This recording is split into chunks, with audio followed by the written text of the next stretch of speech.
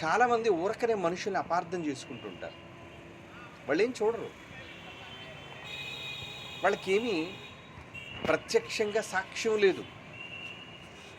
కానీ ఈరోజున్న social media ద్వారా ఒక తప్పుడు సమాచారం వెళ్ళింది అనుకోండి, ఏమండి, ఇక వాళ్ళు నేరస్తులే. ఒకప్పుడు రాజమండ్రి సెంట్రల్ జైల్లో ఆయిషా హత్య కేసులో ఒక నిందితుడు అరెస్ట్ చేయబడ్డాడు. ఏం పేరు అతని పేరు? సత్యం బాబు. మీకు తెలుసు. ఏమండి, సాక్ష్యాధారాలు పరిశీలించిన తర్వాత పోలీసు వాళ్ళు చేసిన దర్యాప్తులో ఇతర నేరస్తుడిగా పరిగణించి కోర్టు వాళ్ళకి అప్పచెప్పేసి సంవత్సరాలు నడిచిందండి కేసు. మరప్పుడు ఇతడు నేరస్తుడని కోర్టు తీర్పు కూడా ఇచ్చేసింది, క్రింద కోర్టు.